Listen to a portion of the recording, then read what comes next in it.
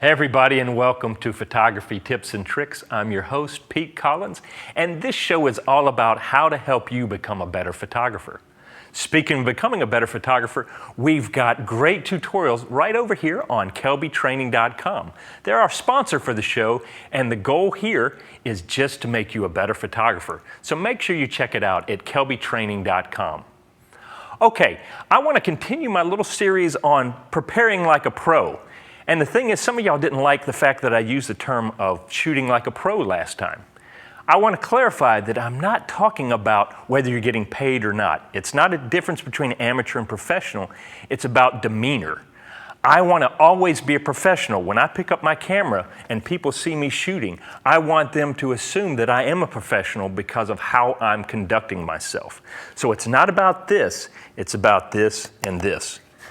So with that in mind, let's talk about something that you may or may not have dealt with, but you will have to deal with something similar in the future. I shoot weddings. I had a wedding coming up, and it's a big event. You may not shoot weddings, but you may have something that comes up, your child's play, something going on that you're going to have to shoot an event. Now, the thing about an event is you can only control so much. You can control this amount, basically what you do, but everything else is out there just going on, and you have to be ready to react to it. Well, that can be a stressful situation. And if you're not prepared, you can get caught and miss out on the most important things. So to prepare like a pro, you want to plan as much as possible to take those random things that are happening and condense them down and make them smaller and smaller so that you have more control and more peace, and you seem like a professional when you're out there. Let me show you what I'm saying, and you can apply this to whatever your situation is. I had to shoot a wedding, and normally I like to scout out the place ahead of time, check it out, go there, look at all the angles, what kind of shots I can make, etc., even how to move around. Well, this wedding was in Orlando, so I couldn't do that. So I did the next best thing, and I went online.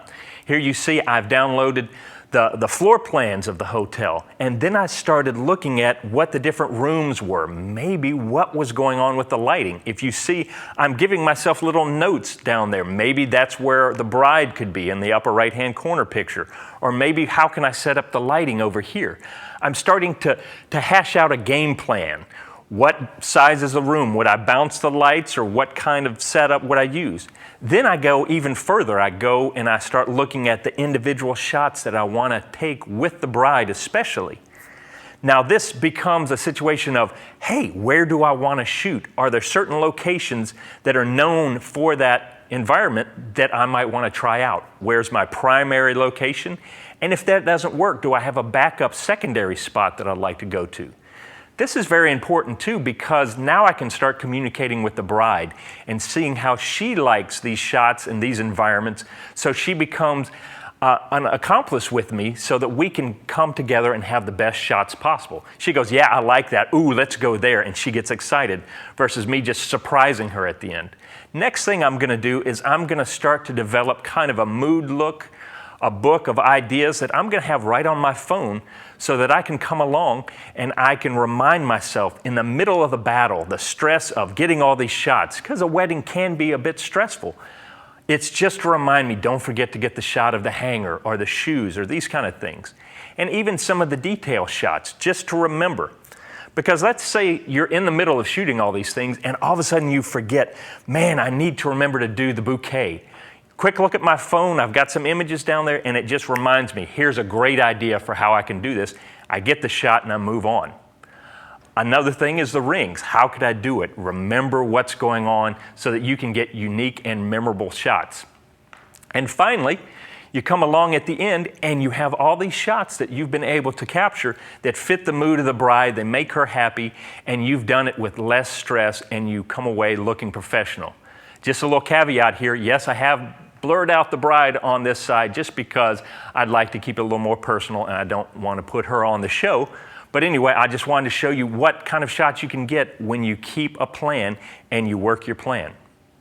Okay, we're going to take a quick break, and when we come back, I'm going to share with you what happens when the plan goes awry. Be right back.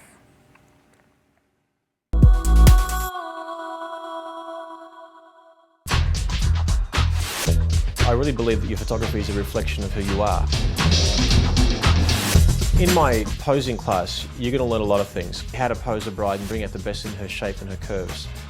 How to photograph a groom, because many of us who may focus on the bride will ignore the groom. Getting your clients to mirror you. Mirroring, I find, is the best way of getting people to pose.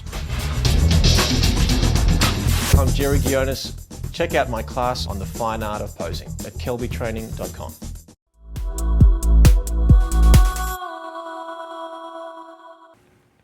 Okay, we're back. Now I want to talk to you about what happens when the plans you have get chucked right out of the window. You know, there's a saying that goes, all war plans are great right up until the first shot is shot.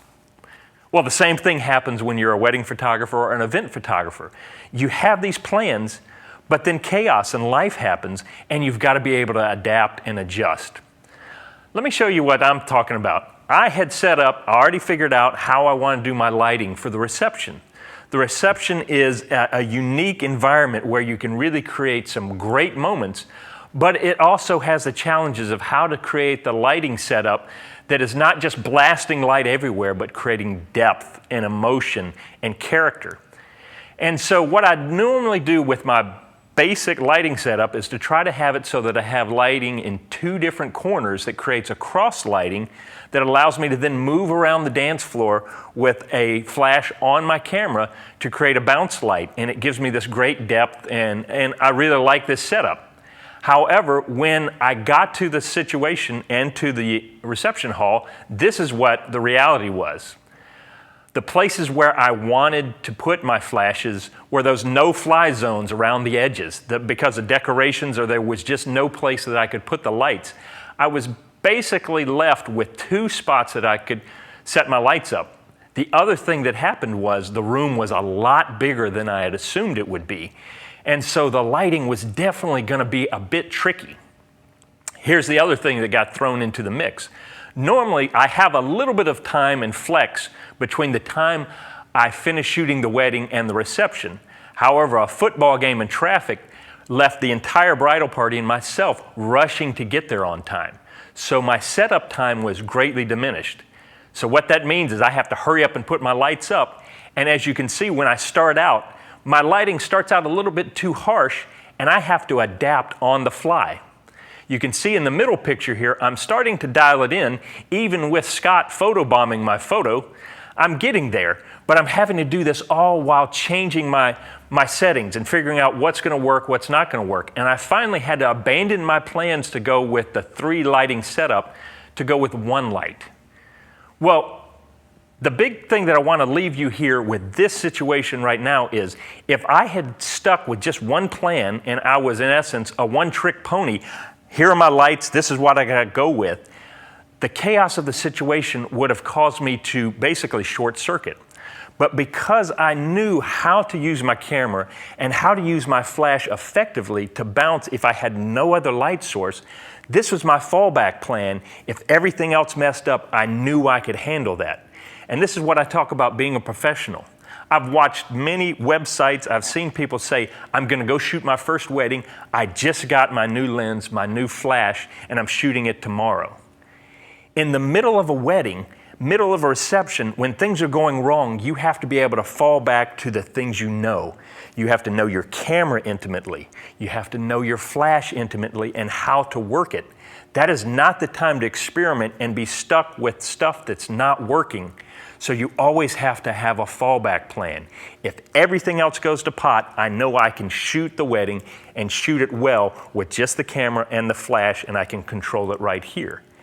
If you're going into a situation and you're trying out new gear or whatever, you may be setting yourself up for trouble.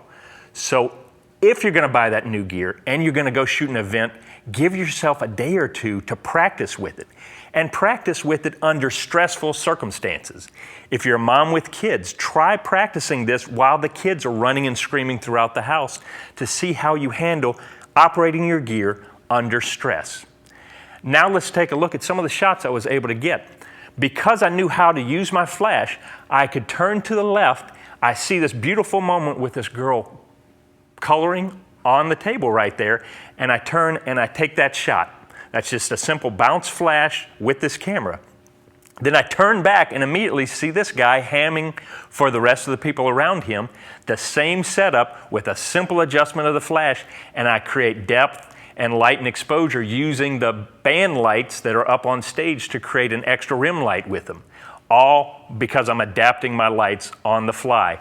And finally, I'm getting pictures like this that are happening in an instant that you would miss any other way because I know what I need to do with my camera and my flash at that moment. I would have missed this any other way, but I was able to adapt to get the shot. And so that's what I wanted to share with you, is to prepare like a pro. And pro means here, not here. Be ready, know your gear, know your stuff, so that when those instances happen, you can get them. And you can create some of the best things to give to your clients that they go, wow, that's phenomenal. And that's how you practice like a pro. Now I want to share with you a website from a friend of mine who actually helped shoot that wedding with me, and he is a phenomenal guy, just a great guy. His name is Kevin Graham, and he is over at dswphotowithanf.com. He's a great wedding photographer, and you definitely deserve to go check him out. Kevin, thanks so much for helping me out on that wedding. You were a lifesaver. Okay, so now we want to talk about a couple extra things with you. We're going to talk about the Peach Pit e-deal that we give away every week. And this week, it is a book about color, and it's got an incredibly long title that I can't read from here because my eyesight's not that good. So you'll have to go check it out. You'll just want to go to peachpit.com/Kelby TV and check it out. Now, the great thing is you're going to get 40% off on this book. Make sure you plug in the coupon code KelbyTV, and you'll get 40% off that great book right there. Speaking of getting something great, we're going to be giving away this spider checker right here. And you're going to just go to our contest page, and you're going to fill in all the information there, your name, your email, your website, and any comments that you have. And once you fill that in, we're going to pick one lucky winner to get this spider checker. It's going to help you check the color calibration of your camera and make sure that you get spot on color. Well, there you go. That's another episode of Photography Tips and Tricks. I'm your host, Pete. Thank you so much for watching, and I hope to see you next time.